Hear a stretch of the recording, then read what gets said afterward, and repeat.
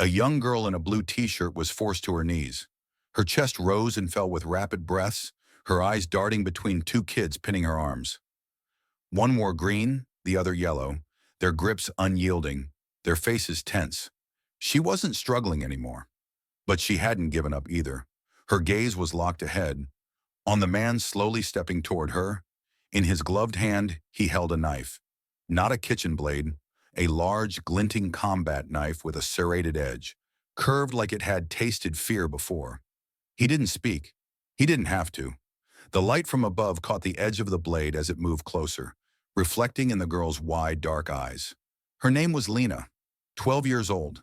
And this moment, this frozen, breathless sliver of time, it was the edge between everything she had ever feared and everything she was about to become.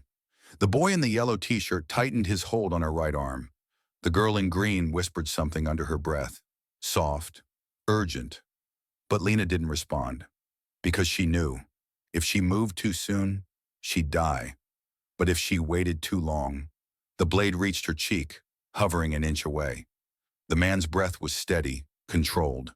He had done this before. Lena hadn't. But something deeper burned behind her fear, a fierce, flickering determination. Her body trembled, but her eyes remained locked on the man's face. She wasn't crying. She wasn't pleading. She was calculating. She was waiting, just like her grandfather taught her. Outside, thunder cracked. The dim fluorescent lights flickered again. The knife moved, and Lena moved faster. Lena didn't wait. The moment the blade tilted forward, she twisted, violently. Her left shoulder dipped low. Her right leg snapped out in a wide arc, sweeping the boy in yellow off his balance. He hit the floor with a sharp grunt, hands clawing at air.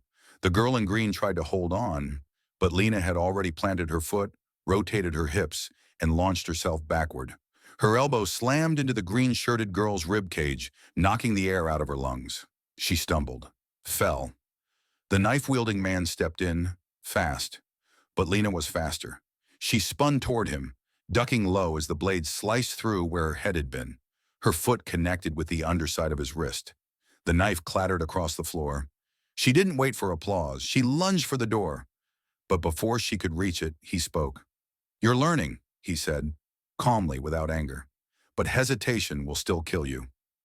3 days earlier, Lena Chen stepped off the bus and onto the cracked sidewalk in front of Brooklyn Marshall Academy. Not a normal school, not anymore.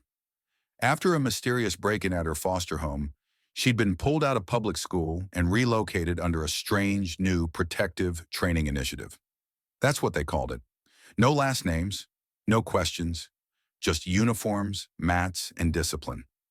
Lena wore her blue t-shirt every day, the only thing from her old life that still felt like hers.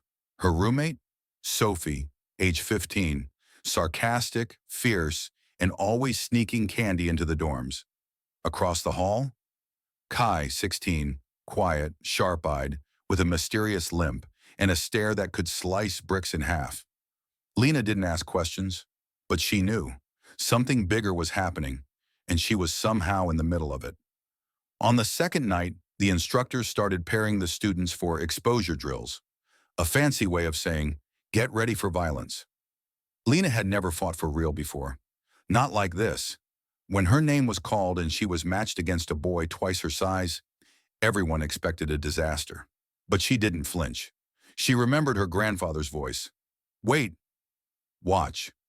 Then break them faster than they can blink." 1 minute later, her opponent was on the mat, gasping for air. The room went silent. From the shadows, someone was watching. A man with a clipboard and a scar beneath his eye. Later that night, Lena was called to the head instructor's office. "You've been chosen," he said without looking up, "for advanced simulation." "Simulation?" she asked. "You'll understand when it starts." No further explanation. The next morning, she was dragged from bed and placed into a sealed room with soft carpeting, flickering lights, and 2 students assigned to restrain her. Then came the man with the knife. She hadn't known his name, but she knew the moment she locked eyes with him. This wasn't training. This was war. Lena didn't stop running until she burst through the far end of the training hall, breath sharp, lungs on fire. The room behind her, the carpet, the blade, the kids in green and yellow.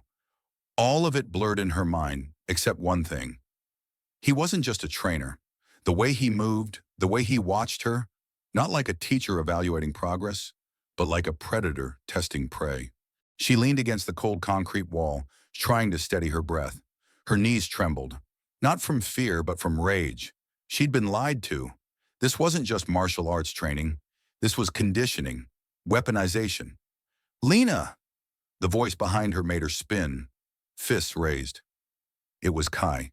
His face was pale, and for the first time since she met him, he looked scared. "They picked you too?" he asked. She didn't answer. Didn't need to. "I heard the others talking," he said. "They're not training us for defense. They're testing which of us can be controlled." Lena's jaw clenched. "Why?" Kai hesitated, then, "Because some of us aren't meant to graduate." Sophie confirmed everything that night. She had overheard a conversation between instructors. Some students were flagged for compliance, others for elimination. Lena, Kai, and Sophie, all marked as non-compliant. "Why us?" Lena asked. "Because we don't follow blindly," Sophie replied. They had 3 days until the final simulation. In that time, they trained in secret, not to impress their instructors, not to win approval, but to escape. It happened at night. Alarms blared across the academy as students were pulled from their rooms and herded into the underground arena. Bare concrete, dim spotlights, observation decks high above. In the center stood the man with the scar, the same one with the knife. He raised his voice. "This is your final test. Only the adaptable survive." The walls opened. From all directions, instructors in black stormed in, armed, fast, brutal. This wasn't training anymore. It was a culling. Screams echoed as students tried to fight back. Some froze. Some ran. But 3 of them moved like they'd been waiting for this. Lena, Kai, Sophie. Back to back, they fought as one. Lena moved like lightning, dodging, redirecting, striking with pinpoint precision. Every lesson from her grandfather, every moment she'd ever felt powerless, every second she had endured, it all surged through her fists. Sophie wielded a baton she'd stolen earlier, sharp, fast, and unforgiving. Kai, despite his limp, moved like water, calm and devastating.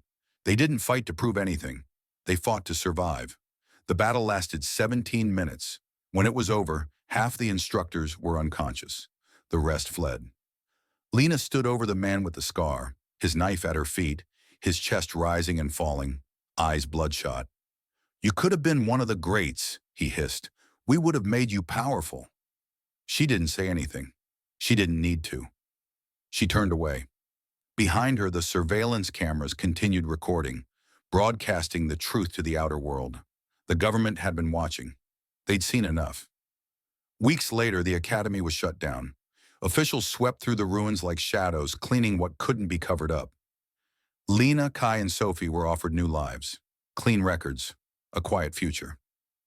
"You could disappear," the agent said, sliding a paper across the table. "Start over. No more training. No more danger." Lena looked at the paper, then looked at Kai and Sophie. "I'm not hiding," she said. "Neither are we," Sophie added, grinning.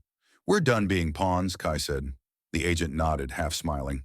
"In that case, we could use people like you."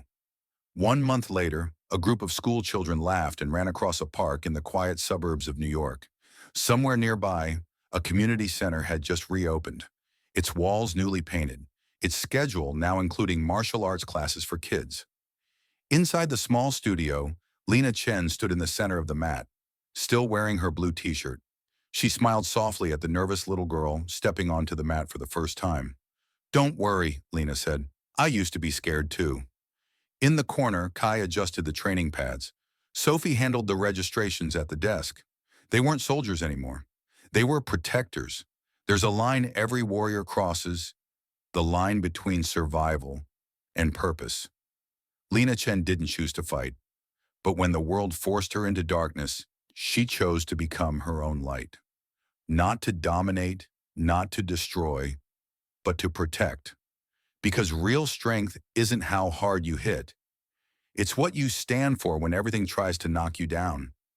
So ask yourself, When your moment comes, will you run or will you rise? Thank you so much for joining us on this journey. Your time, attention, and support mean the world to us. Stories like Lena's remind us of the strength we all carry within, and we hope it inspired something powerful in you. Whether you're here for the action, the message, or the emotion, thank you for being part of this moment. We wish you peace, strength, and above all, good health in everything you do. Stay safe, stay grounded, and never forget your inner power. Until next time, take care and keep standing tall.